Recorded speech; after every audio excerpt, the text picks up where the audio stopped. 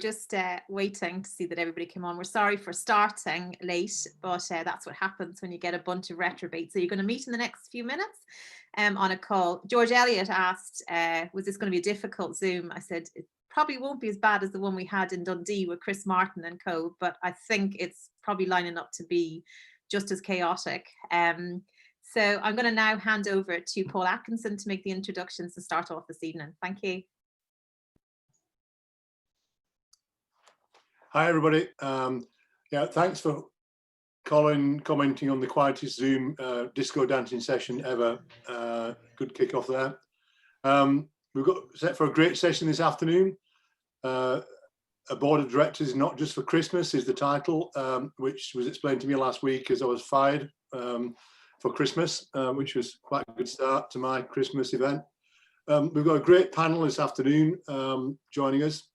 I'm going to ask everybody to introduce themselves. For those of you who don't know me, I'm Paul Atkinson, one of the founders of Pard Equity, and I sit on a few boards, but I'm nowhere near as experienced as some of the other people on the panel. So I'm going to go around and get some introductions here. So Vicky, do you want to kick off? Why not, indeed, yes. Hello, everyone. I'm Vicky McLeod. I've been a non-exec director, chairman and growth advisor now for around 3 years.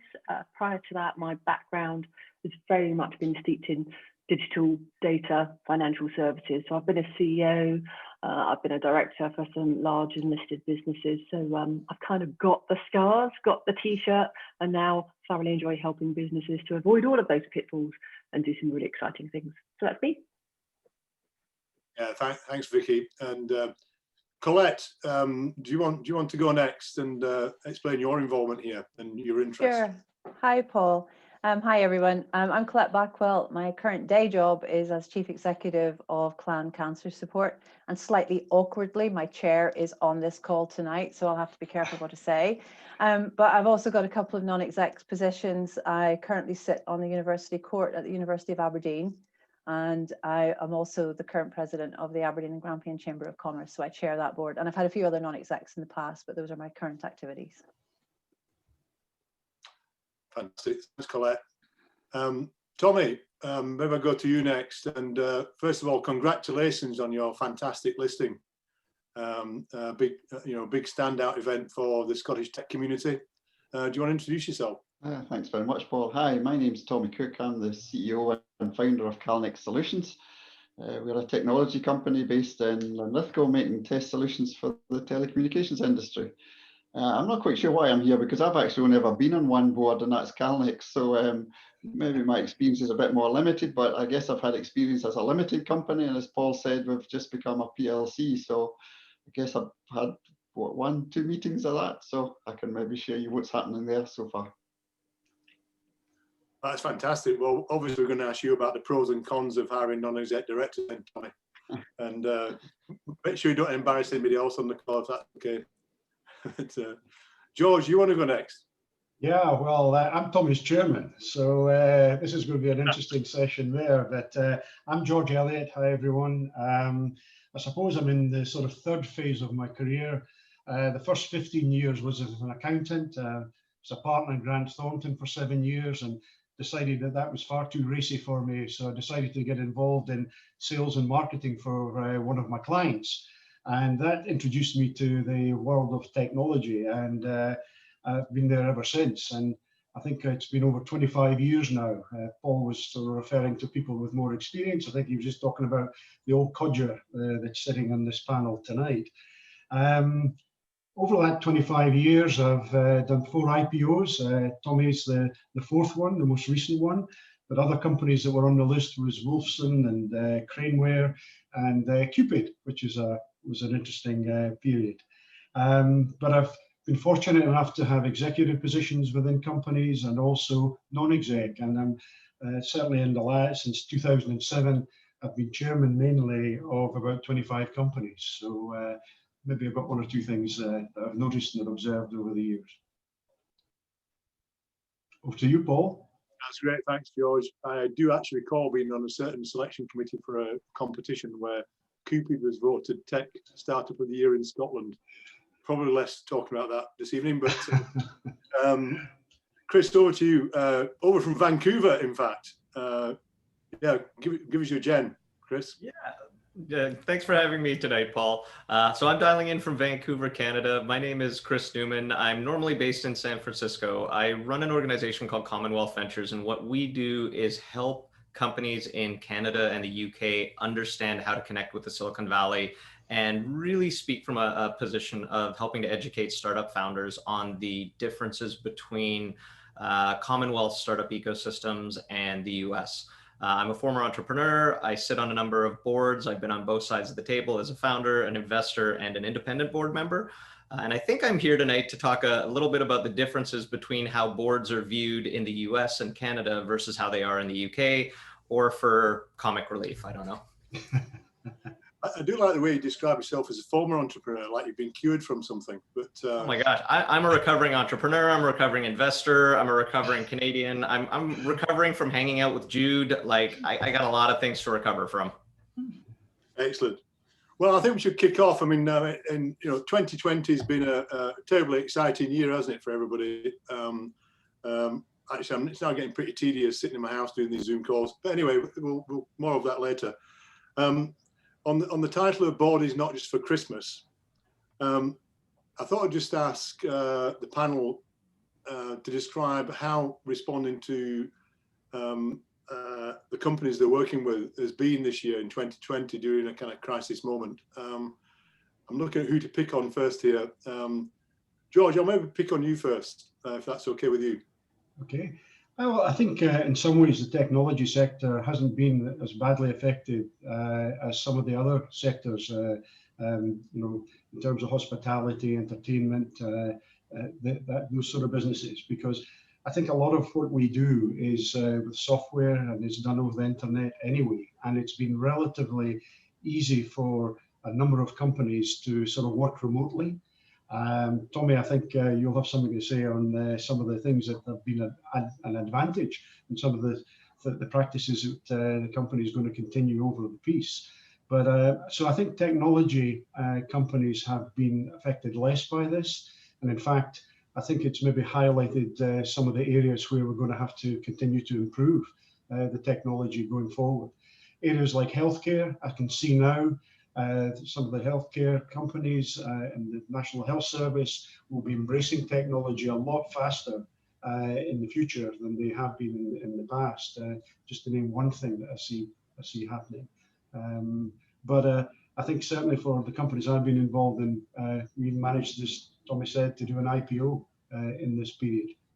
So it's all been pretty good news for us, I must say.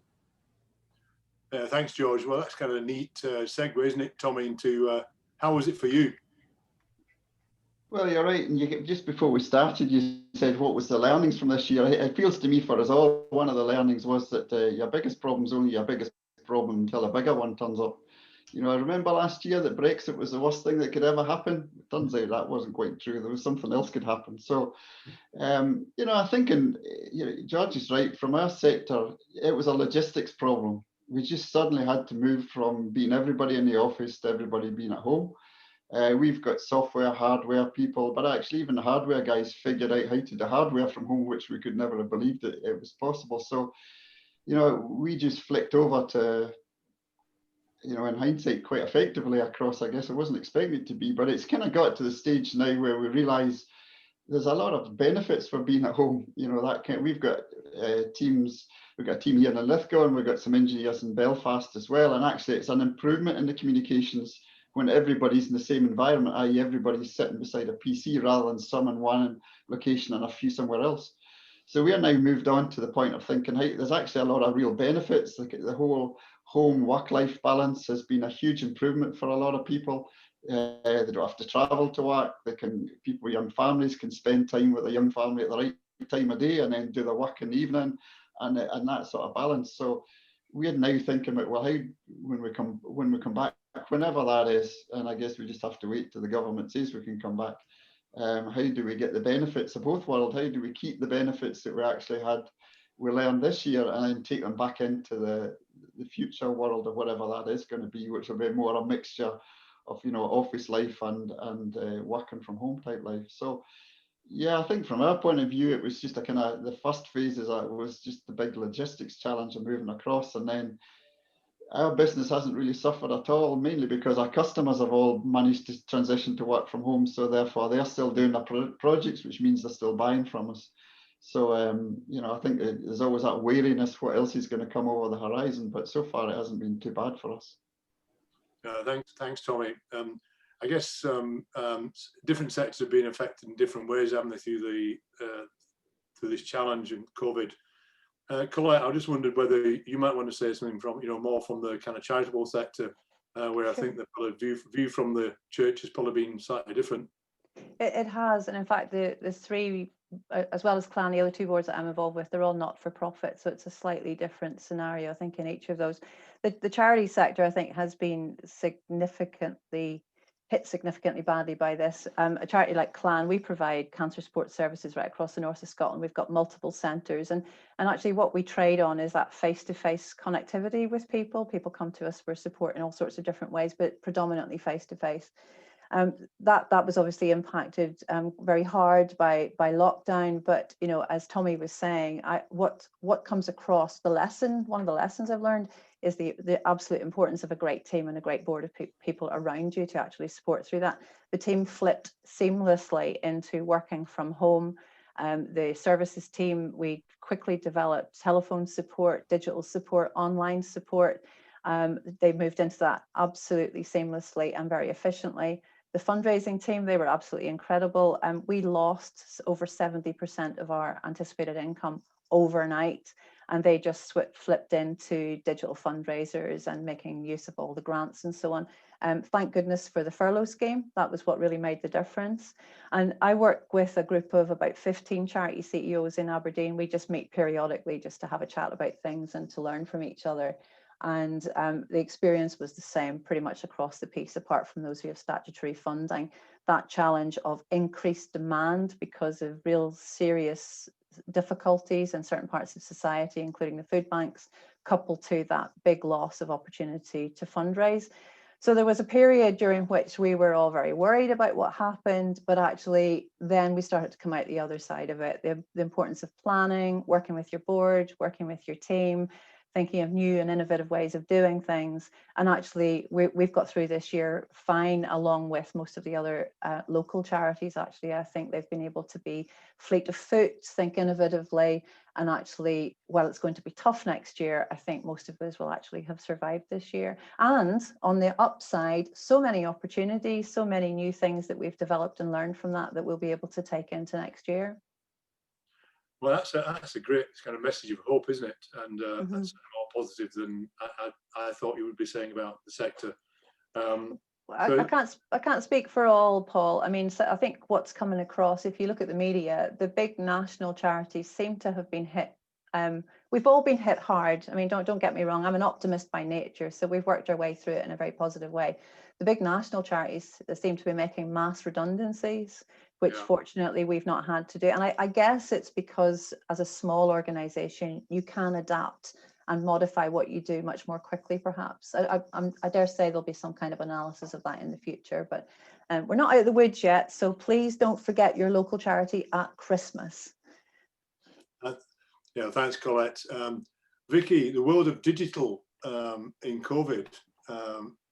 COVID meets digital, which I know is one of the things you're heavily involved in, and in your case, hospitality sector, amongst others. Yeah, absolutely. So my business has probably covered everything from the good, the bad to the ugly in terms of being really affected. So, if we start with the good, for example, we managed to, and along with George, we were both on the board of a listed company that we managed to exit and sell during COVID. So, that was no small feat in and of itself, but actually also gave us an opportunity to, one of my catchphrases has been that, don't let a good crisis go to waste. Now, I'm not the first to say that, but I'm certainly keen to embrace that when it comes to pivoting and using technology. And as Colette said, being fleet of foot, it's very easy for businesses to be so risk aware. They're worried about trying things. And I actually think 3 weeks into COVID, we'd probably jumped forward at least 3 years in the acceleration and the adoption of technology. So that's been a theme that's run through most of my other businesses because I'm a technologist. So it's helped with that in terms of everyone understands the need and they can focus on it. Some of the other parts of the businesses have been medic related. So I'm on the board of MDDUS. So they advise surgeons, doctors, and all the people that were actually quite rudderless at the beginning of all of this because they weren't really being given any guidance as to how to act. And that was a real window for me into how you help the wider ecosystem that are trying to deal with everything that goes on. And then hospitality. I mean, talk about putting the tumble dryer of the business world with everything changing from tier structures to complete lockdown. I think we found very quickly that cities were really decimated. But rural areas somehow still managed to get some community going and some of the hospitality going. And we're still in the middle of that. So yeah, one of my other businesses is a provider in the hospitality space. And of course, Zonal, one of the UK's largest businesses, all of their customers are so busy fighting for survival that having good people around them, having a team, having real focus, I think is hugely critical because there's going to be lots of casualties in the hospitality war, unfortunately. Yeah, thanks, Vicky. And I guess finally, Chris, it might be finally on most kind of rounds of this, but finally the observation from across the pond and from Vancouver, Canada. Over to you, Chris. I think what's been said so far really captures a lot of what happened, right? What we saw in the Bay Area, much like the rest of the world, was early on, nobody knew what was going to happen. In my case, most of the board exposure I had, and even just companies that I was an investor in and affiliated with, were a lot of conversations around reducing cost. Nobody knew how long this would last. So we had a lot of companies that were either making layoffs, or reducing their headcount, or in some cases, and this is a little cynical, but not necessarily bad for companies long term. We saw a number of companies who used this as an excuse to course correct. Maybe they had hired the wrong people, maybe they had brought on or grown in a direction they didn't intend to. So we certainly saw a number of, and many very large tech companies use this as a way to kind of get a mulligan on something they did. In the tech sector, at least in the Bay Area, the rebound was very quick. So although there were quite a number of layoffs and force reductions in April in particular, the vast majority of those people were reemployed by May. Overall in the tech sector, the level of employment in the US has gone down. Now that the other sides of the economy are in many cases decimated right now. But going forward with the news coming up around vaccines and what seems to be a fairly robust economy globally, I think nobody would argue that we're in a far better position than I think many of us were worried about 6 months ago. We're not out of the woods yet at all, but this could have been significantly worse. Yeah, thanks, Chris. And I can probably echo all of that. So moving on to my kind of first proper question, what makes an effective board? And thanks, Hugh Little, for reframing it slightly, which is there an optimum number of non-execs on a board? And is there an optimum balance of skill sets on a board? And is it different case by case, depending on what the company's trying to achieve, which is I think, kind of the same question. I'd like to kick off with a hugely experienced person in terms of assembling the right kind of board. Moving to you first, George, if that's okay. Well, yeah. I think the first thing I would say is that this is part of a continuation. It's part of a process. It's not something, it's the evolution of a company. It's not something that you just gather along the way. And you have to look at it in the context of where a company is. Is it at the very early stages of its life, or is it a mature company? As Vicky mentioned, it's maybe having to pivot or change around or whatever. But the types of company that I tend to get involved in are the ones that are moving out of, they're now selling to customers, they're now on the sort of trying to replicate what they're doing, go forward. And maybe they've been, in those earlier years, have been very, very much focused on how they do what they do, operationally driven. And they're just sort of losing sight of as well of which direction are they going to be going in? And that's where I think the sort of the non-exec element comes into play. So I think that it just depends on where you are, because you could have lots of non-execs, but quite frankly, they're bloody useless around your table. And what you have to do is make sure, Tommy, don't you dare go for that. But what I'm really trying to say is that the non-execs around your board are like you. They are part of your organization. They are directors. There's no distinction in the Companies Act to say a non-exec director should be treated any differently as an executive director of a company. You're all part of the same team. It's not like a spaghetti western when you're sitting around the board table looking around who's going to speak first or say anything first. You should be part of this team that works together. But having said that, what you're looking for is challenge. You're not looking for group speak. You're not looking for someone to give you lots of praise, although that's very welcome when it comes. You're looking for expertise. You're looking for experience. But it also means that if you're the entrepreneur that's maybe started that company, it maybe means a big change for you as well, because your role might change. For example, you may no longer be the CEO that's going to take that company to the next level. And it's being able to manage all those human things around the table as well, not just the business side of things. But I could go on forever like this, because actually, before I forget, I do have some notes. If anybody, Jude, wants to get those notes after this, I'm quite happy to send them to you, and you can distribute them to the people, just building on some of these points. But at the end of the day, you have to have trust, openness, and honesty. Everything else falls apart. And one of the things I was thinking about, what have I noticed happening with all of this COVID thing over the last year, is that boards that have not been welded together will start falling apart, because this has really put a lot of pressure onto how good your board is. And also, it's probably identified the areas that you're going to have to strengthen going forward about your business. So maybe that just as a starter, Paul. I'll shut up now. No, that's good. That's good, George. Well, for those who don't know, George does actually lecture in this topic at Edinburgh University Business School, so he can probably send you about 6 months worth of lecture notes on it. And thanks, George. That's good. That's a good kickoff. I might ask Tommy next, actually, how that felt at your end, just to be slightly controversial. Well, I'll just jump in. He never wanted to employ me in the first place. I had to stop the interview. He said, "You don't want somebody like me, do you?" And he said, "You're damn right I don't." Sorry, Tommy, I didn't mean to jump it in there, but I don't think that's an accurate description. It might not be quite true. I was just asking you to justify what you were going to do for me, George. That was a reasonable request, was it not? You're still asking me. Well, that's true, yeah. Your probation will be over soon, don't worry. You know, it's interesting what George said there. You know, you kind of, it's actually like nobody else. It's like employing anybody else in your senior team. You just got to get on with them. You know, I remember before I started Calnex, I worked for 23 years, man and boy, in a multinational, and it was HP that then became Agilent. Very strong culture, what I found out afterwards was quite a narrow culture, not an extreme culture, but narrow from the point, because it was a very friendly culture, but narrow from the point of view, if you didn't fit in, it was you that was changing. It wasn't the culture that was changing.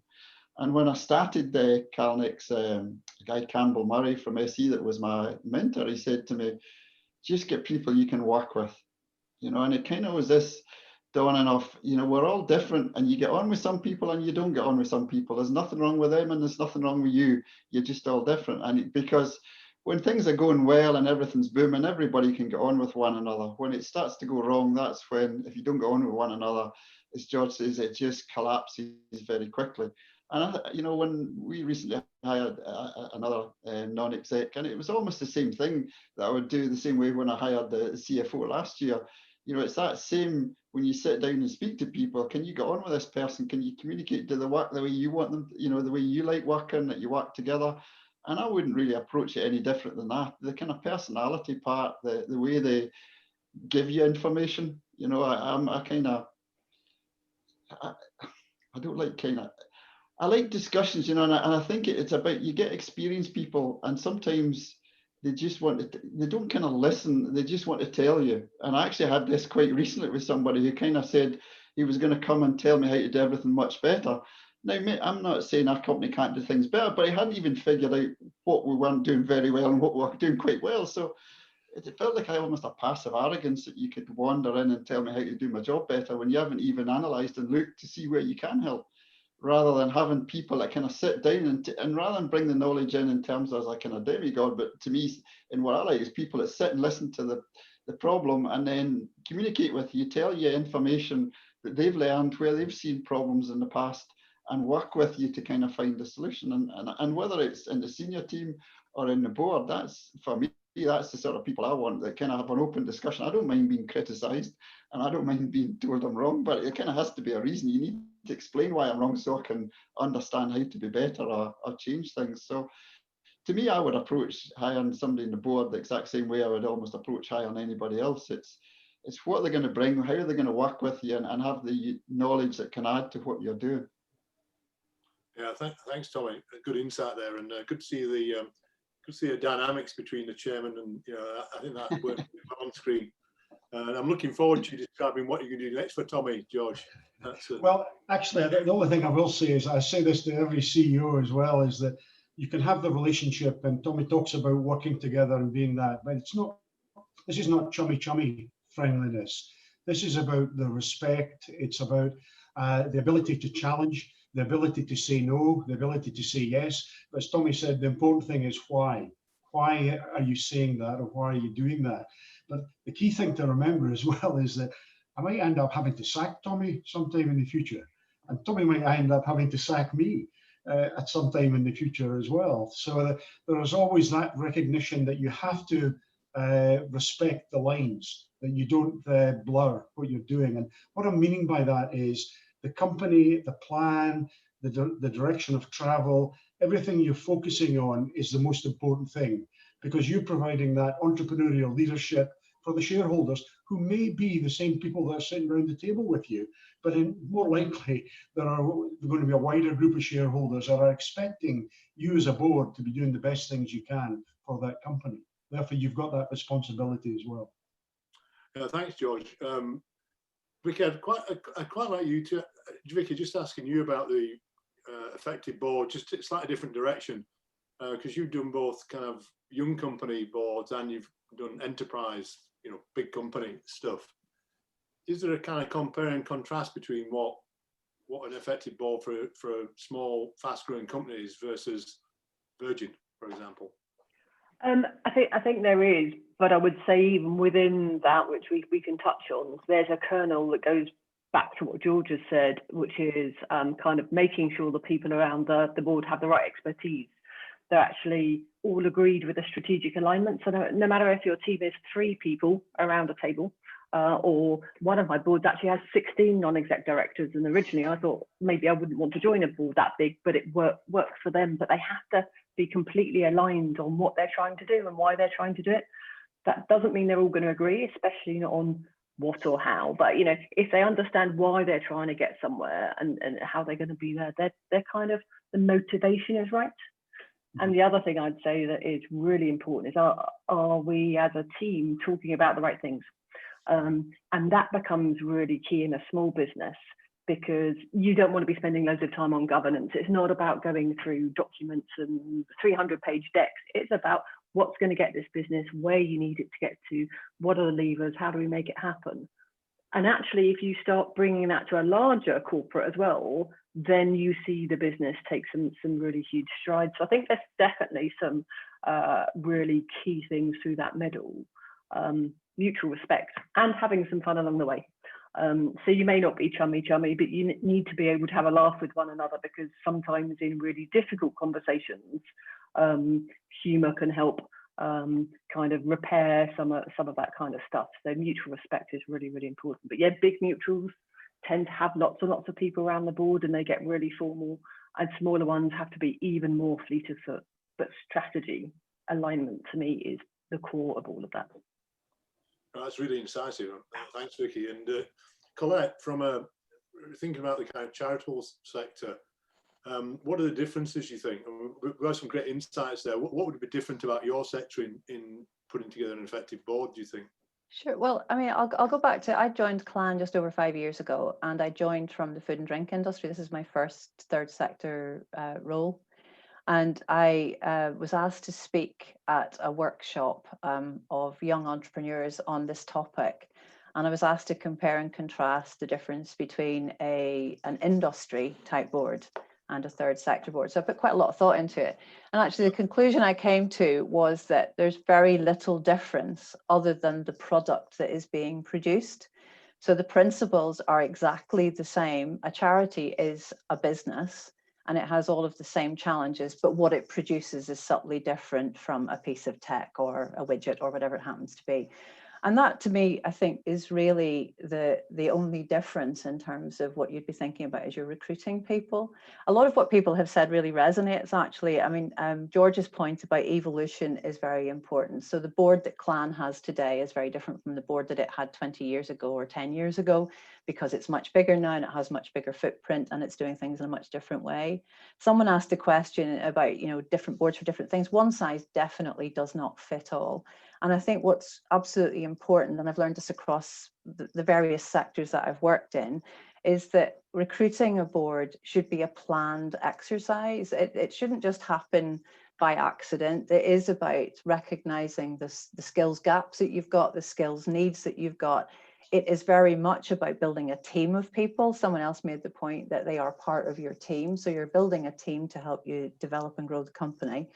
In the third sector, I don't think it's any more important in the third sector, but I'm not sure if everybody would agree with this. I think values and culture, shared values, shared culture, a shared vision of what that company it needs to achieve, I think is really important in building an effective board. And, we heard Tommy and George sort of firing off each other there, but there in a nutshell is a fundamentally important part of any board, which is that relationship between the chair and the chief executive. By George, everything you've said, I totally agree with. It has to be healthy challenge, but there does need to be a relationship there, and it does need to be a trusting relationship and a respectful relationship in both directions. One of the other points I think that I feel very strongly about is that your board should reflect the community that you serve, regardless of what that community is. And that's probably really important, particularly in the third sector. I could say much more, Paul, but I'll give somebody else a chance to speak. I'm happy to come back on any of those points. That's great. Thanks, Colette. And I mean, effective boards in North America, Chris, what's the compare and contrast on that? What's your view on that? Yeah, so I think as a starting point, it would be helpful to share that the view of boards in the United States is quite a bit different from in the UK. By and large, we see boards being formed probably 18 to 24 months later in a company's history or life cycle than they are in the UK. In the UK, we see boards come into companies quite early in the process. Whereas in the US, they tend to avoid formation of a board until there's a pretty significant investor in there. And then that's your more traditional executive board member. Part of that, I think, is to counter the situation that Tommy alluded to, where you get board members coming on very early in a company where they still haven't figured out what they want to be when they grow up. And somebody comes in with their 20 years of experience, often in some completely unrelated industry. Let me tell you how we're going to build this company. And that can take things completely off the rails. So we see for the first kind of 1, 2, even into year 3, more unofficial advisory boards. And then at the point at which usually, anywhere from the first $500,000, but more commonly kind of 2 million plus in investment, then you typically get at least an investor board member on there. And depending on the structure of that board, you may have some independent board members, which is our equivalent of non-executive directors, or that may even be another 18 or 24 months later. So some of the boards I'm on, they didn't add independence until kind of 3 or 4 years into their history. In other cases, they added it when the board was originally formed by virtue of the fact that the initial board was one investor, one founder, CEO, and they wanted a third person on there. Notwithstanding that, I think everything that's been said so far is absolutely correct, right? There's a formality that needs to be there. In the early days, though, you want to have that cultural alignment. You want to understand we're all on the same team. You know, we're still trying to figure out what we want to be. We're still marching towards the same goals. But then as we get later, year 4, year 5, year 6, then you're getting into a more traditional accountability focused board of directors. I think, Paul, one of the things I'd like to say as well is that I think in certainly the boards that I've been on, you're much more forward looking in a board structure than you are in an operational structure. As a company in the early years, it's all about trying to survive, and then it's trying to thrive, and then it's trying to be successful. So in the earlier years, there's a lot of operational focus. And I think when the board comes together, there has to be the sort of common meeting of minds that we're now thinking 3-4 years ahead. And I always talk about, Vicky, maybe you've heard about this, about reversing into the future. And so many people start from where they are just now, and they can't get out of where they are just now to think about where they want to be. But it's much easier to say, well, tell me what success is going to look like. Tell me if in 5 years' time you're successful, what's this business going to look like? And then work your way back, because you'll then identify the things that you've got to do, whether that's trading in another country, whether it's moving in a different product line, or the number of people, the types of people that you're going to have on board.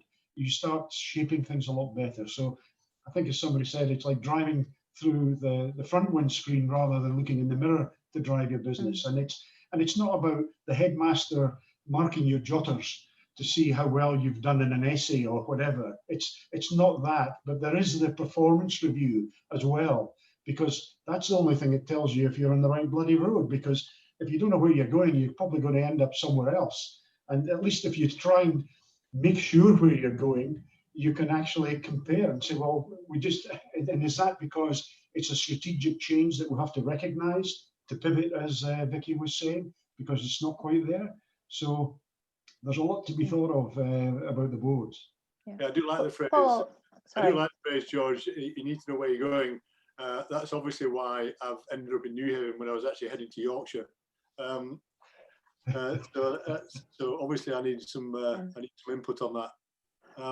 Paul, could I just come in on one point that I meant to make and didn't make, which is for me, and I think it probably applies to everyone, the importance of diversity on a board. And I don't just mean gender diversity, that's obviously an important part of it, but I think bringing together a rich mix of qualities and skills and experiences really, really adds to the richness of the board experience.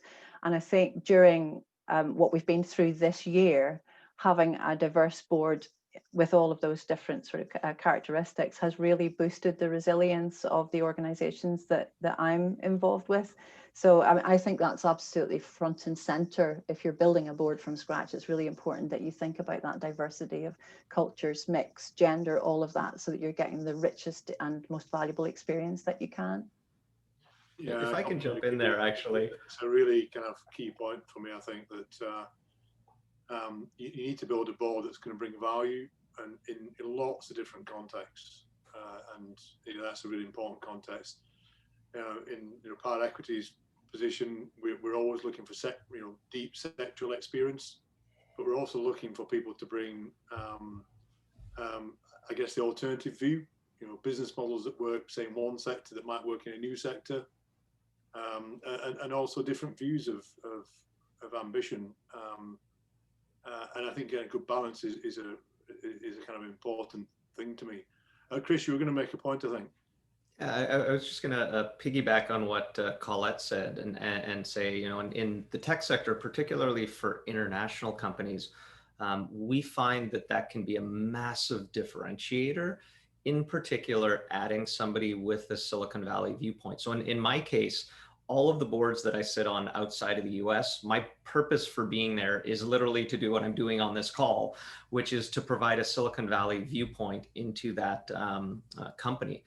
Because what we often find is, as one can expect, is when your board members are all from the same city or the same region, whether they expect to or not, there's a certain element of groupthink going on.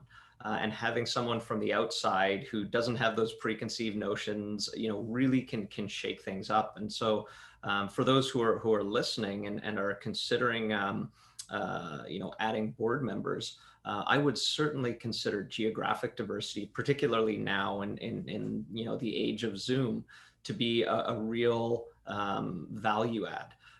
There's a number of folks I know in the Bay Area who are expats of various countries that are now sitting on several boards in their home country to just provide a totally different perspective. And I think, to Colette's point, that can be absolutely massively impactful.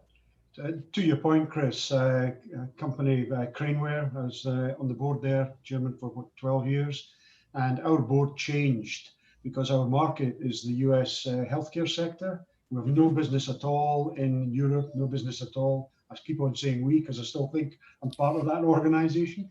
But our board changed dramatically because we were able to bring on board a guy called Russ Rudish, who used to head up Deloitte Healthcare worldwide.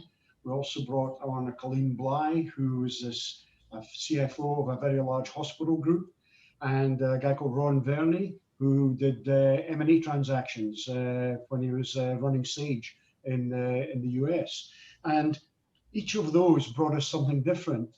Russ brought us the big picture, because we used to think that we were the bees and E's in healthcare. But Christ, there's loads of other people in healthcare as well, and we might not be as important as you think you are. So Russ was able to give the big picture view as to where we fitted in and how important we are. Colleen was effectively a customer. So we got the customer view of what we were looking at. And as I say, Ron was on for the M&A expertise and skill set that we had. And they were quite happy to join a European company because it was something that was different. And something, I think the trip to Scotland to play the golf or drink the whiskey was a sort of attraction. But I think it was just there was a sort of an interest in this is going to be make them learn something as well about working internationally. So there is something, you can get people like that to come and work with you. Absolutely. And I think in the case of the UK, it's worth pointing out that there's no legal challenges with it, right? I know, for example, Germany is a different story. Joining a board in Germany has certain fiduciary responsibilities that somebody coming on in a purely advisory role, might worry them away. But in places like the UK and Canada, where other than gross malfeasance, you're not necessarily putting anything at risk.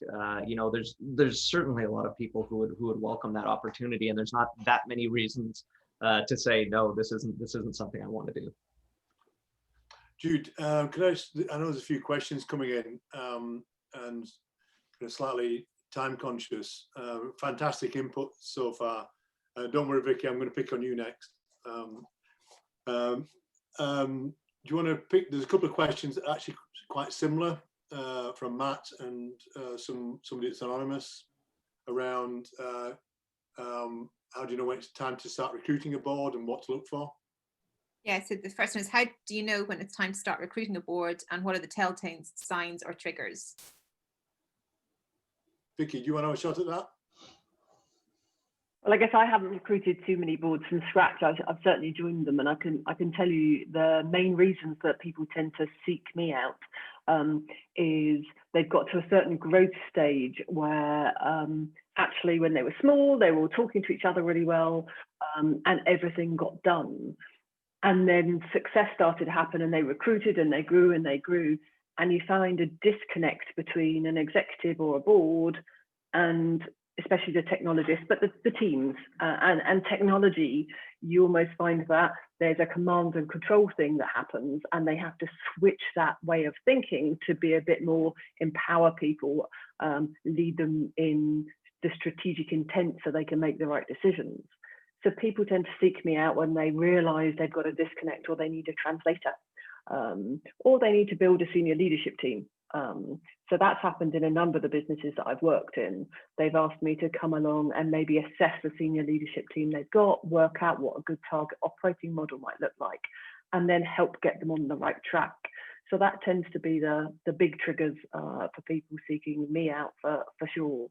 In the smaller businesses, actually, I think going to Chris's point, having advisors at an early stage can be helpful, because for me, there's also a focus thing. It may be related to what George was saying about operational focus, but actually, without wanting to sound too crass about it, you can become busy fools and focus and working out exactly what's going to transform the business and an ambition to get large rather than have marginal gains.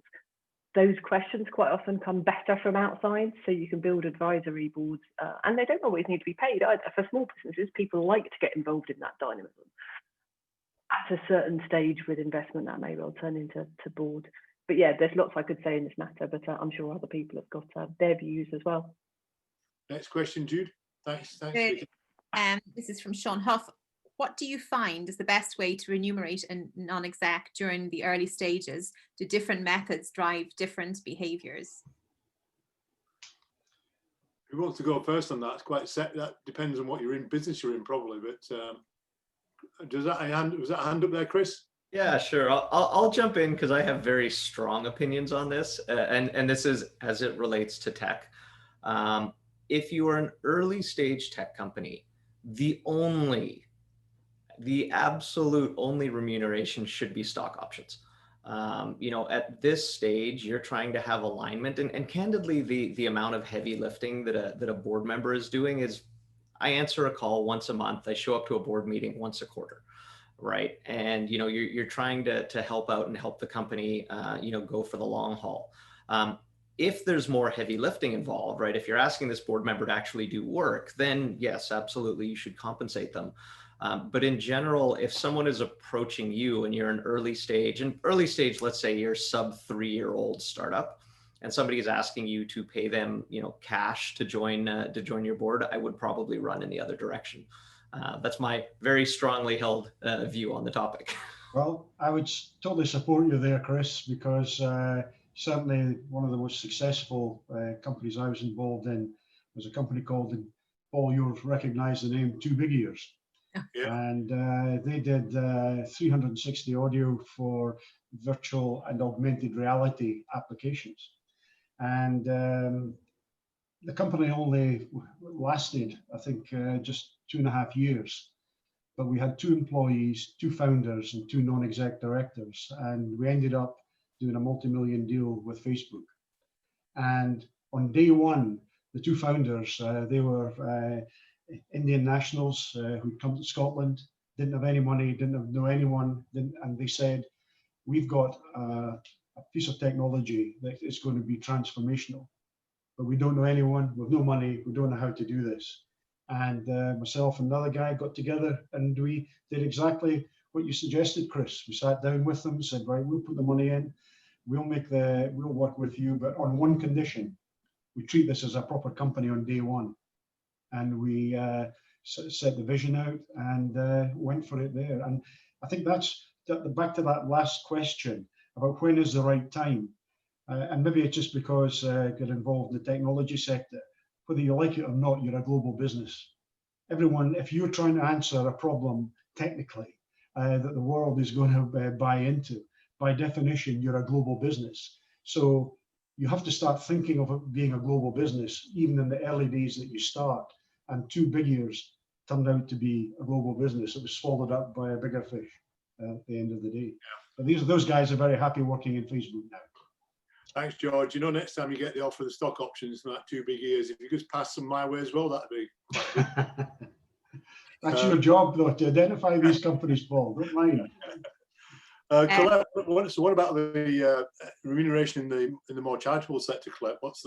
It's non-remunerated, Paul, so it's not an issue. But what is absolutely mind-blowing is the quality of people who step up to come onto a charity board and actually to help to grow and develop the boards. I was going to say we've been very lucky at Clan. We have been very lucky at Clan, but actually it goes back to that point about carefully planning and approaching the right people in the right way to kind of build that team that you need. It is non-remunerated, but that doesn't seem really to hold us back. One point I would like to make, there are 2 points I'd like to make actually, one of which might turn out to be a political comment, but the first one is that I think membership of a board needs to be time limited. It's that evolution point that George makes. I think you do need to have a mechanism to refresh it periodically, because people can become quite complacent. The challenge function goes, everybody's speaking the same language, and it's good to inject some new blood in and a new point of view. So I think that's critically important. The political comment, I think, relates to my experience of public sector boards, which are remunerated, but the pay is so bad that, you know, they've got some really, really big issues to deal with. And you do have to wonder sometimes if they've got the right caliber of people, because it's public sector and because they're only paying, you know, £3.50 a day. It's a bit more than that, but it's really not that much. So I think you have to be realistic out with the charity sector about what it is you're trying to achieve. And actually, you know, you would do this in your executive team. You would pay what the market rate is. That's what you need to do, I think, across any board, apart, of course, within the third sector, where you get such a good feel-good factor out of it. You don't need to be paid. That's a really interesting insight. Vicky, what do you think? Well, I almost think all of the above. And that's because for me, I like to work with businesses at different stages. And I think different rewards are appropriate at different stages. So the smaller startup business, I completely agree with Chris. It's an equity play. You know, the small businesses I'm involved in, it's because I want to be with them for the distance and to be able to share in the rewards, but we have to be really aligned in what success looks like. So equity is an obvious play. More mature, larger businesses, to Colette's point, actually, they're normally bringing in real expertise, and therefore they pay a salary for that. And for listed businesses in the UK, unlike the US, we can't be paid or remunerated in stock in any way, shape or form. We can buy, but that can't be part of the package. So I've got businesses in every different stage. What I would say is the equity play and the smaller ones are the ones that the people are going to want to work with you in your businesses, or you want working with you, are the ones get really excited by your proposition and think they can make a meaningful difference financially. Otherwise, they're not going to be as interested and as motivated. So yeah, those are the ones that actually you can get some amazing people, because you can excite them by what you're doing and they can add value. So there's tons of questions coming in, but I'm kind of mindful, be interested to get Tommy's view of remuneration and non-executive directors. Obviously, we won't tell George what you're about to say, if that's okay, but he's on the call. So Tommy, what do you think about remuneration and non-execs as somebody who's been on the receiving end of it? Yeah, I guess, as I say, I've only experienced my own board, so I agree with mostly what's been said there. You know, at the end, it's what value adding and what can the company afford to pay. You know, in the early days, the cost of these people is just way beyond. You know, I kind of inadvertently started a company because I went looking for a job as a senior manager in a startup. Now I realise, being a startup, nobody hires a senior manager. What the heck are you playing at? You put your money into engineers or things to build things. You don't hire. And it's the same with board members. And you know, maybe it's doing, you know, I was thinking about maybe doing a politician thing and answering a different question. But George once said to me, he was coming to one of these meetings and he said, "Tell me, I'm speaking about what makes a good board. Tell me what makes a good board." And I said, "George, I don't know, but I'll tell you what makes a bad board." And that's when the board thinks of the management team. And I've learned actually through the years, the jobs are totally and utterly different. And the problem is when you get people that don't actually recognize there's a completely different job. You know, our board was transformed when George came on. We started that more further looking forward. The board were bringing questions to me that I hadn't thought about, as opposed to just grilling me about what I was doing. Now, there is a job of governance that they have to do, but there's the job of doing the job and providing governance are black and white. You know, it's a bit like the soccer player that he's phenomenal on the pitch and thinks he can be the manager because he's phenomenal on the pitch. It's a different job. And that's where I think for me is, when you're building a board, is getting the people to understand that is a different job. Just because you've been a great manager, but what the board's doing is really providing a completely different function.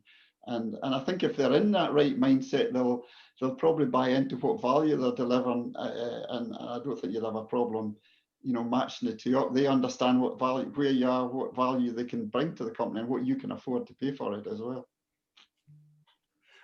If I can make one quick point on there that's helpful for folks recruiting board members is what we see in North America is many top people treat advisory boards, non-executive boards as a pro bono function of something they want to do. So there's many folks I know who are absolutely the top of their game. You could never afford to hire them, but they allocate enough time to be a part of 1, 2, 3 boards at any given time as their way of giving back.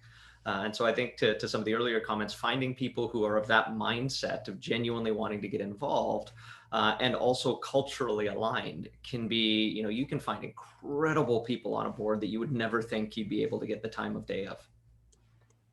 Yeah, thanks, Chris. Chris, I'm conscious you've got to head on to another call.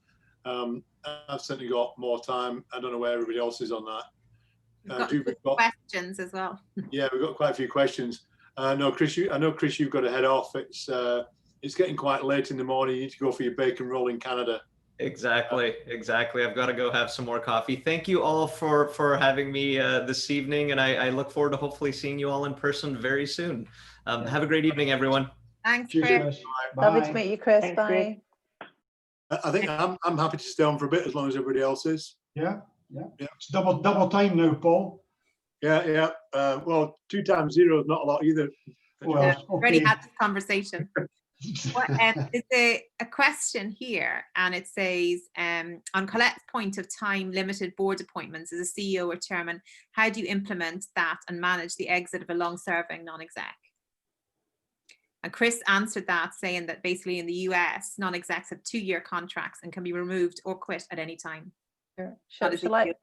Who would Yeah, like to Shall I? go for- I don't mind going first on that one, Paul, because we went through it about 3 or 4 years ago. So well, it's almost 5 years ago actually when I joined Clan. So the board members, great team of people, had all been there for over 10 years, and actually virtually every one of them said to me in my first week that I've been here for 10 years, I really need to go. And I said, please don't go yet. Give me 12 months to kind of find my feet here before we do anything. So what we did was we embarked on a properly thought out and planned recruitment process and recruited a new board. And as we recruited, we actually talked about the time frame that people would join us for. So we have a rolling program, so people know that they're coming on for 2 years or 3 years or 5 years or 6 years. It doesn't really matter what it is, but it just means that every year you've got 1 or 2 maybe about to move on. And that gives you the opportunity to do that thing that George talking about, the evolution of the board, that what's important at the time. And you can really start to think about the skills that you need and actively go out and seek the people that you need at that moment in time, knowing that you're going to be able to do that every second or third year. That might be too often, but that works really well for us because we're trying to strike a balance between our purpose. Our charitable purpose is to provide top level cancer support services for people.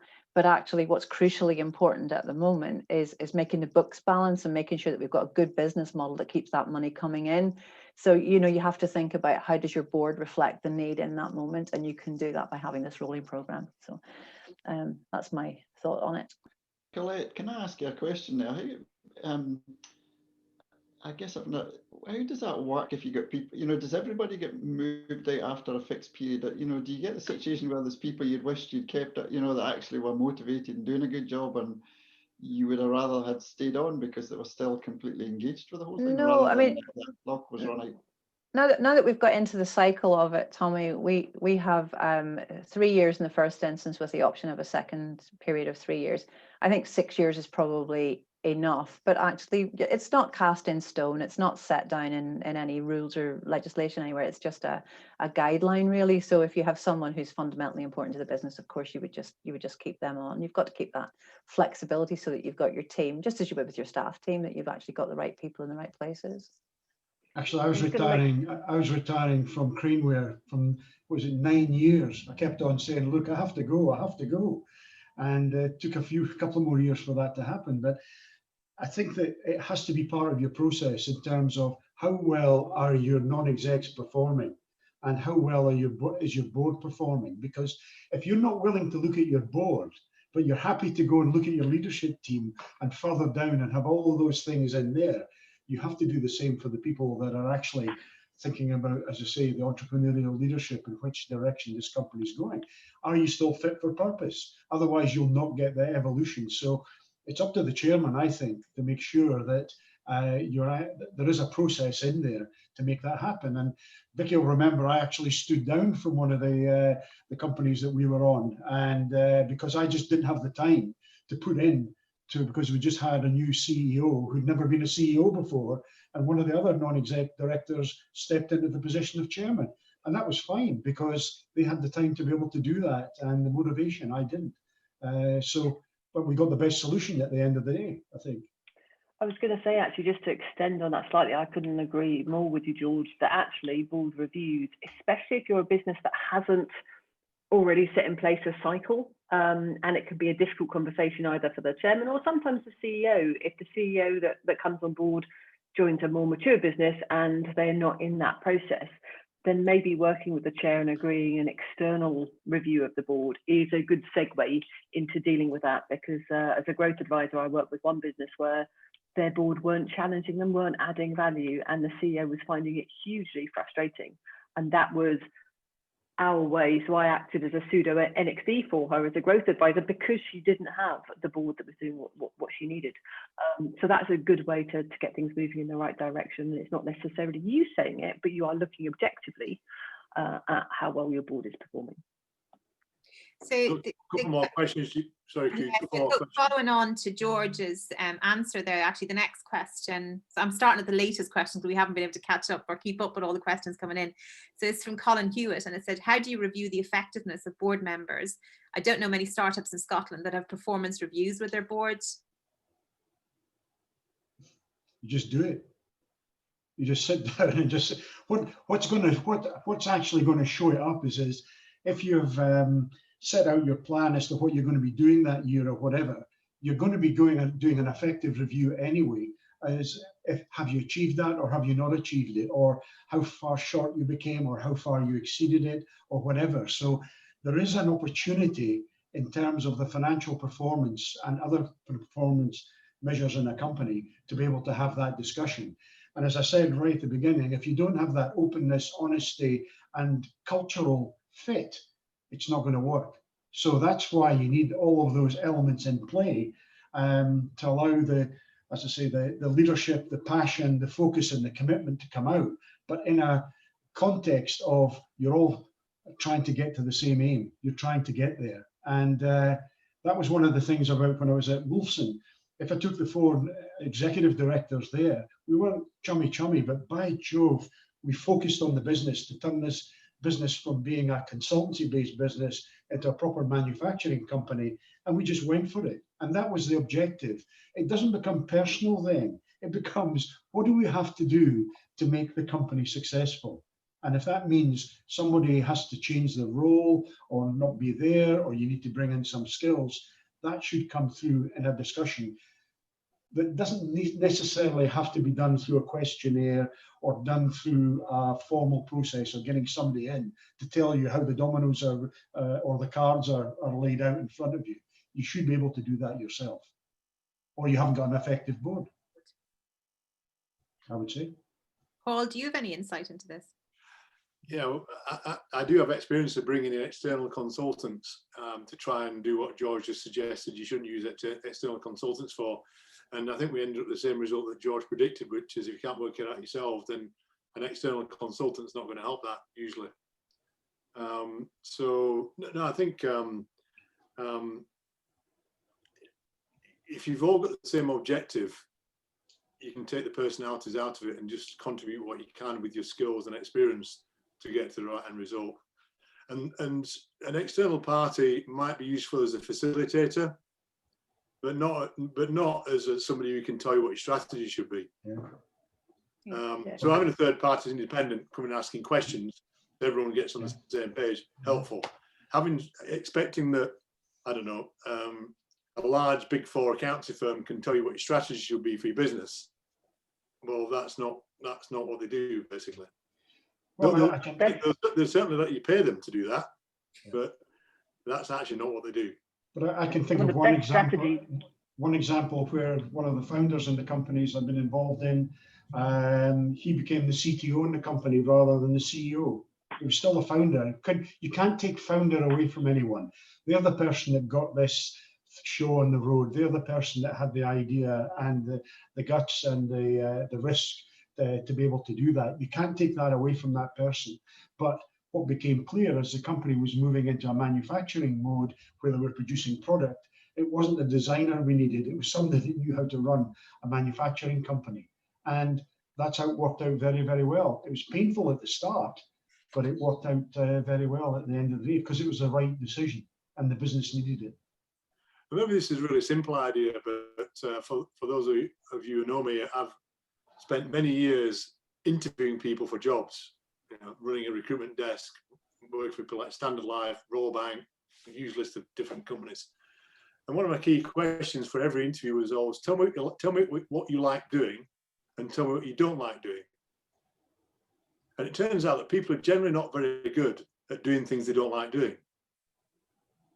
So when you're trying to work out the strengths and weaknesses in the team or trying to pull a team together, one of the key things is getting people doing what they like doing, because people tend to be good at what they like to do. And if you're not one for managing people, but you've got a great strategic brain in terms of seeing what's going to happen next, well, don't manage people. Let somebody else manage people, and spend your time and effort thinking about what's going to happen next. So I think a lot of companies make the mistake of trying to get people to do jobs they're not suited to do. And actually, you're much better turning it the way they are. And certainly when you get to my age, I am not going to change who I am and how I go about things. And probably beyond the age of about 23, you're not going to do that either. So getting people to actually focus on what they're good at and what they actually want to do is a really important part of building a team. And it really doesn't matter whether it's executive members of the team or non-executives. Trying to get a non-executive to do a job he doesn't want to do is not going to work. So actually that element of what is it that they're interested in, what is it they want to do, and what is it they get excited about doing is a key part of that. And compensation's usually an element of that, but people don't generally take non-exec role just purely for remuneration. They take it because it's something they want to do. That's probably quite a good way of we've probably got loads of other questions. I'm kind of mindful of the panel and the time, and we've had a fantastic debate. I don't know whether everybody wants just to make a couple of closing comments before we finish up, or want to ask some more questions, Jude? No, I think the questions, there's a lot of them around diversity and things like that as well that we've covered off, but the comments coming in were, please keep this going post-COVID. This seems to be really in-depth discussion, a lot of topics probably covered in an hour. So maybe we break down the board stuff into topics and have something every so often around this. So I don't know if you guys are up for it, but I think it's gone down really, really well. So thank you very much for all your time. So, and up to you guys now. Vicky, I was just thinking about what you were just saying there just now, and the one thing, and it's a bit of a hobby horse of mine, is that I've tried to work out why Scots people, when they go abroad, flourish, and they do wonderful, amazing things, and yet we're so introvert in this country, typically. I just can't get my head around it. And the conclusion I came to was the weather was the issue. But one of the things that I notice that happens in the US and it happens in other countries, people go and find out from other people how they do things. We try and do it as islands or in isolation because we're the only company that's ever got to do this product or this type of technique or whatever. Go out and find the people who have done it and go and ask them, because invariably they'll spend time with you.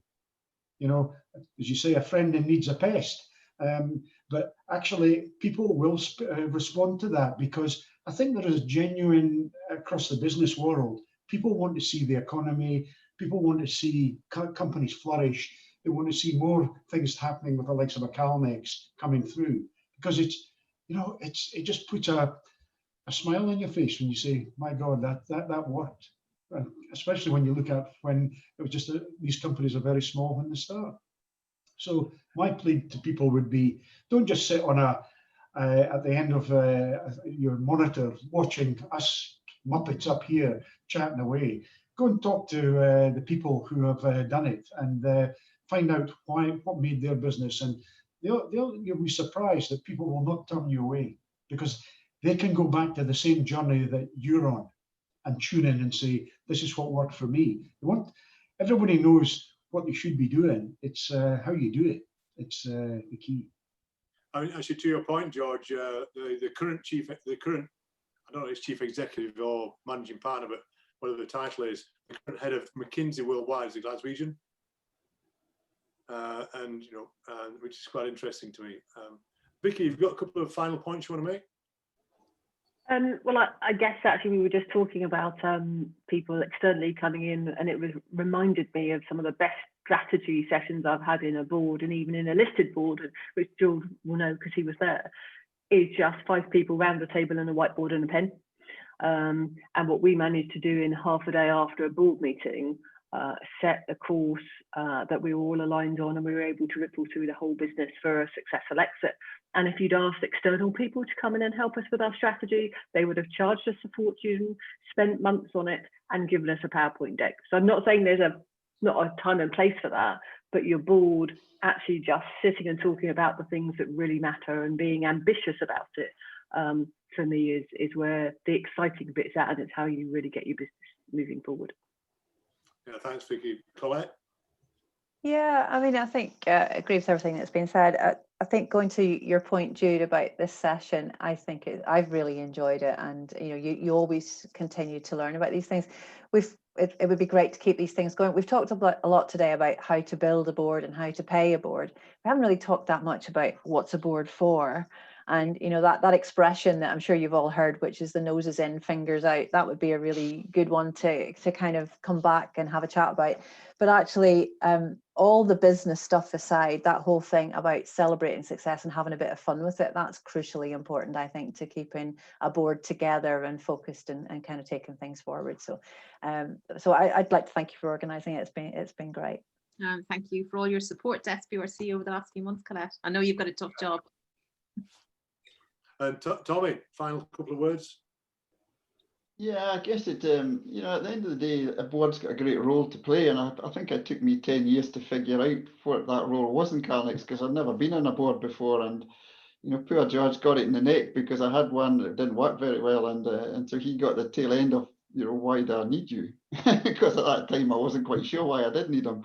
You were pleased to hear I do know why I need him now. And, I think when the board's done well, it should all be additive. It can add to you. It can offer a lot extra, and it's a challenge, I think, especially somebody starting a business when you've never been involved with boards before, and understanding what it does, because I think it is a bit of a mistake to guys that just work in company. What is this board doing? Because you don't see them, you don't get any experience of what if you're just a regular manager in a company, what are the board doing? You don't see them. You can see what senior managers do. So I find it a real challenge, and took me years to figure out until I figured out what wasn't, until you see it done well, you're never quite sure what it's doing. But if you do get it done well, it is adding a lot of value to a company, and you really need one when it's a good one.